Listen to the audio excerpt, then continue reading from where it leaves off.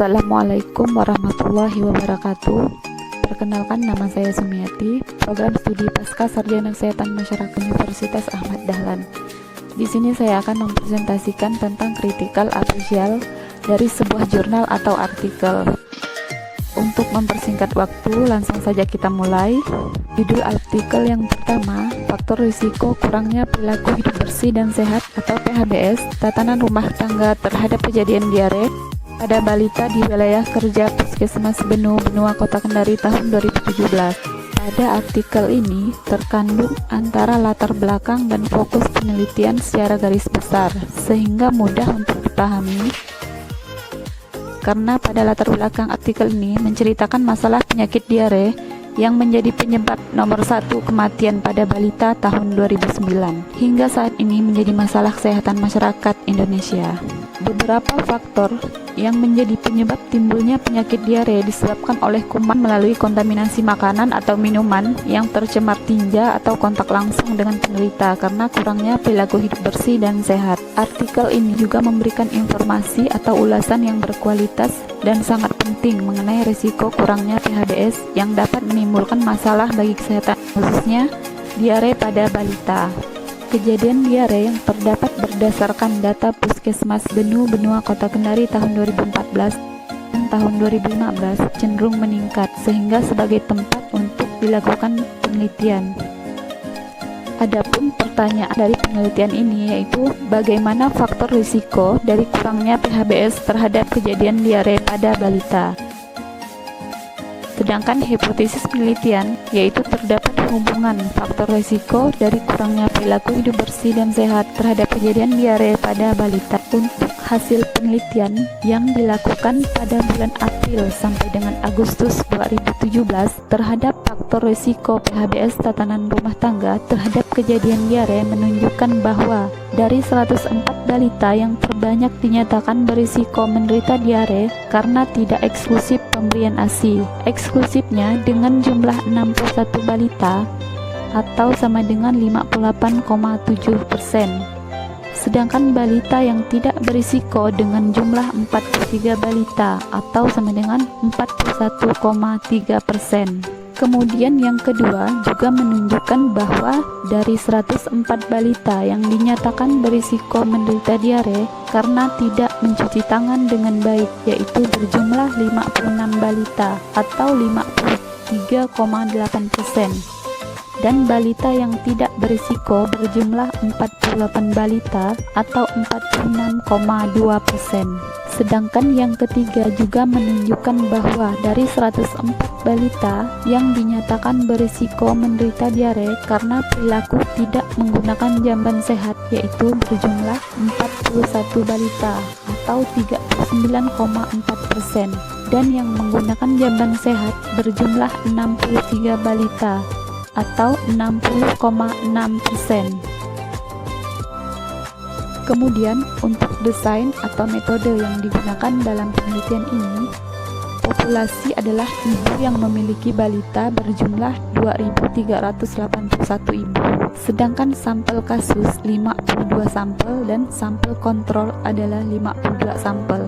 Kemudian untuk teknik sampling yang digunakan dalam penelitian ini yaitu menggunakan survei analitik melalui pendekatan case control study. Untuk waktu dan penelitian ini dilaksanakan pada bulan Maret 2017 di wilayah kerja Puskesmas Benu, Benua Kota Kendari. Kemudian metode yang digunakan uji statistik menggunakan odds ratio dengan tingkat kepercayaan CI 95%. Kemudian selanjutnya yaitu kesimpulan dari penelitian ini. Yang pertama, ada risiko signifikan antara pemberian ASI eksklusif terhadap kejadian diare pada balita di wilayah kerja Puskesmas Benu, Benua Kota Kendari tahun 2017. Kemudian yang kedua juga sama, yaitu ada risiko signifikan antara tidak mencuci tangan terhadap kejadian diare pada balita di wilayah kerja Puskesmas Benu, Benua Kota Kendari tahun 2017. Sedangkan yang ketiga, tidak ada risiko signifikan antara menggunakan jamban sehat terhadap kejadian diare pada balita di wilayah kerja Puskesmas Benu, Benua Kota Kendari tahun 2017. Kemudian untuk judul artikel yang kedua yaitu perilaku hidup bersih dan sehat pada tatanan rumah tangga ditinjau dari aspek pengetahuan dan status ekonomi masyarakat. Ringkasan pada penelitian ini, pada artikel ini terkandung antara latar belakang dan fokus penelitian secara garis besar, menjadi mudah dipahami karena pada awal paragraf artikel ini menceritakan permasalahan kesehatan di Indonesia dan bagaimana tentang perilaku hidup bersih dan sehat.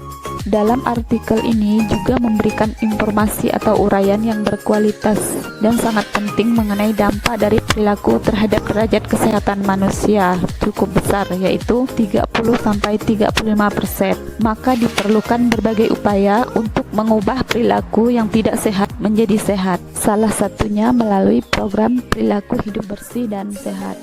Daerah pesisir Desa Deme 2, Kecamatan Sumalata Timur, Kabupaten Gorontalo Utara sebagai tempat untuk dilakukan penelitian, yaitu untuk melihat bagaimana pengaruh status ekonomi dan pengetahuan terhadap penerapan PHBS. Dari data yang diperoleh peneliti, Sumalata Timur sendiri termasuk pada kategori klaster kedua sebagai wilayah yang mempunyai indikasi lingkungan berisiko.